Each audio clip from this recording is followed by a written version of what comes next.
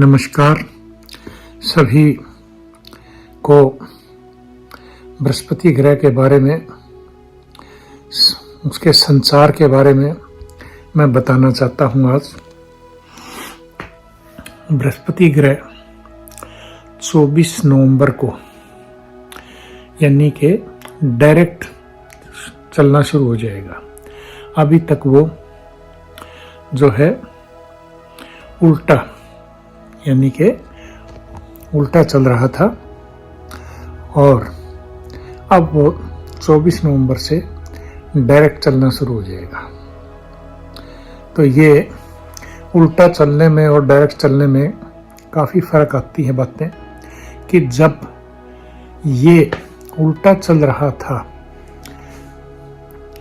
और वर्तमान में सुलटा चलेगा, यानी उल्टा चलते वक्त कोई भी ग्रह अच्छे से प्रभाव नहीं देता।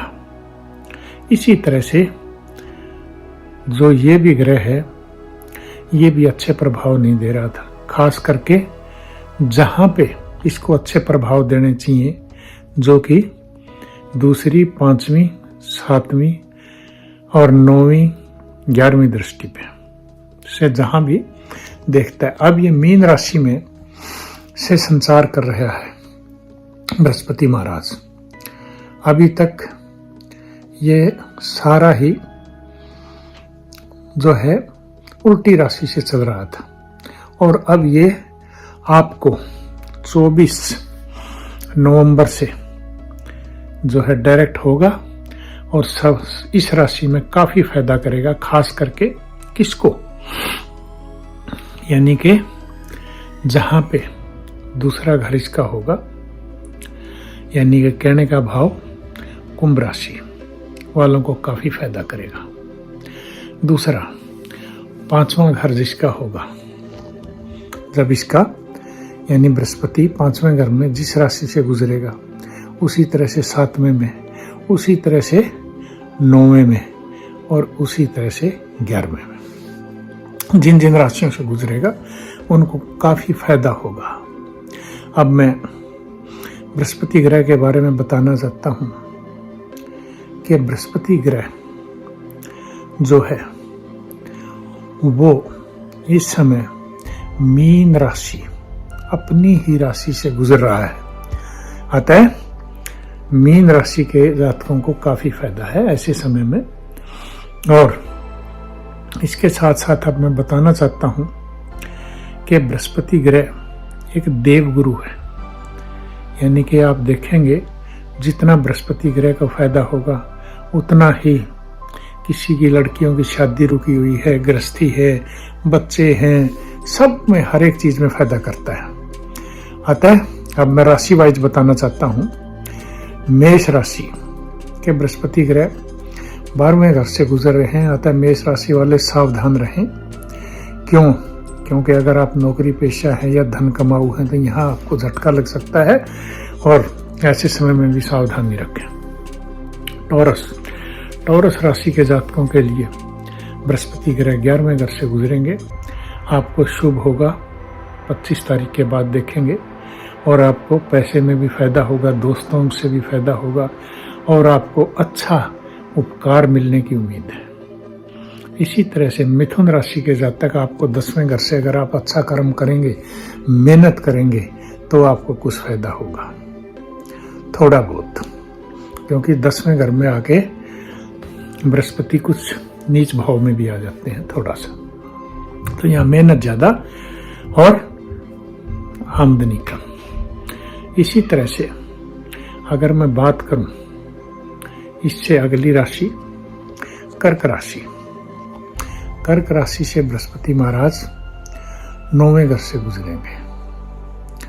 तो जो है कर्क राशि से 9वें घर से गुजरेंगे तो बृहस्पति महाराज आपके काफी फायदा करेंगे। लॉन्ग जर्नी पे भी फायदा करेंगे, कमाई में भी फायदा करेंगे, यानी कि अच्छा फायदा उठा सकते हैं। उसी तरह से सिंह राशि जो है उससे बृहस्पति महाराज आपके 8वें घर से गुजरेंगे। तो यहाँ आप सावधानी रखें और कहीं पैसा सोच समझ के लगाएं, बेवकूफ़ी ना करें तो फायदे में रहेंगे। सेहत का भी ध्यान रखें। इसी तरह से बृहस्पति महाराज कन्या राशि के लिए आपकी शादी अगर रुकी हुई है, सगाई अगर रुकी हुई है, तो आपको बहुत फायदा करेगा। तो ऐसे समय में आप सावधानी रखें और कोशिश करें, बृहस्पति की पूजा करें, आपको बहुत फायदा होगा। व्यापार में भी फायदा होगा। इसी तरह से तुला राशि के जातक, आप ऐसे समय में कंपटीशन में थोड़ा सा ध्यान से रहें, बीमारियों से सावधानी रखें, तब आपको फायदा होगा। अब मैं बात करूं वृश्चिक राशि के जातकों की, आपका कहीं लव अफेयर है, आपको बहुत फायदा होगा। आपके एजुकेशन है, उसमें फायदा होगा। आपके बच्चों के लिए बहुत अच्छा है, आपकी एजुकेशन के लिए फायदा है, और आपकी आगे हाई लेवल की विद्या के लिए भी फायदा है।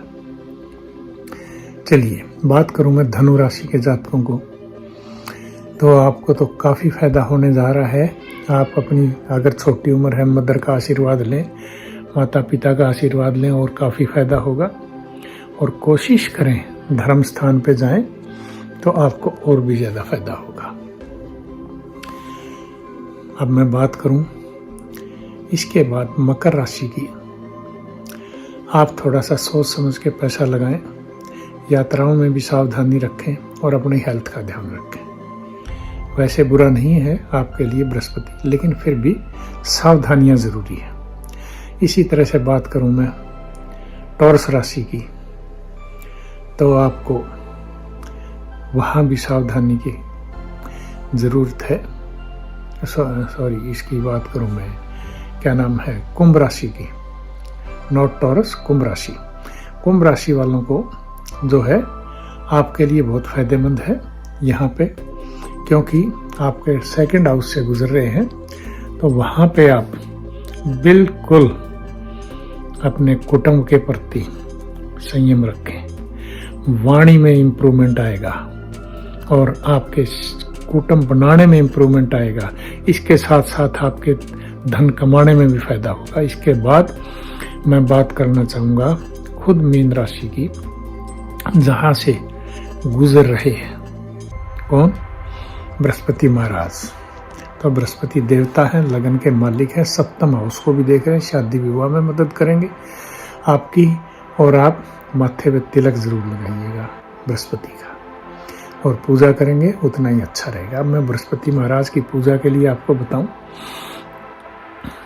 पीले चने हैं, पीली हल्दी का तिलक लगाएं, केसर का तिलक लगाएं, पीले चंदन का तिलक लगाएं, ओम गुरुवे नमः, ओम जो है जितना भी हो सकता है गुरु को याद करेंगे उतना ही आपको फायदा होगा। ओम ब्रह्म बृहस्पति नमः सिंपल मंत्र है। आप पशुओं को खिलाएं, पक्षियों को खिलाएं आकाश में, इसी तरह से नीडीज को खिलाएं, पीले कपड़े का दान करें, पीली वस्तुओं का दान करें, जितना भी हो सकता है उतना ही आपको फायदा होगा। तो ये जो मैं आपको बता रहा हूँ, जितना आप कोशिश करेंगे गुरु को पूजने की, और उस दिन आप परहेज रखें, नॉन वेज वगैरह से दूर रहें, खास करके वीरवार का दिन जितनी आप श्रद्धा से गुरु महाराज की पूजा करेंगे उतना ही फायदे में रहेंगे। तो ये था गुरु का 25 तारीख से जो सीधा संचार चल रहा है उसके बारे में। और गुरु का ज्ञान दिया जाता है, गुरु की जो है ज्ञान आपको जब मिले तो उस ज्ञान से आपको आशीर्वाद जरूर लेना चाहिए और वो ज्ञान प्राप्त करना चाहिए। तो ये था आज बृहस्पति के डायरेक्ट मोशन के बारे में, क्योंकि अभी तक वो रेट्रोग्रेड मोशन से चल रहे थे, उल्टे चल रहे थे। अब वो सीधे चलेंगे, कब से, यानी कि 24 नवंबर से। और राशि कौन सी होगी, मीन। तो आप ध्यान रखें अपनी राशि से। और अगर आपकी राशि में गुरु ठीक फल नहीं दे रहे हैं तो आप जो मेरा नंबर है, आप गूगल पे जाके नैन गुरु से कांटेक्ट कर सकते हैं और उपाय कर सकते हैं। धन्यवाद, नमस्कार।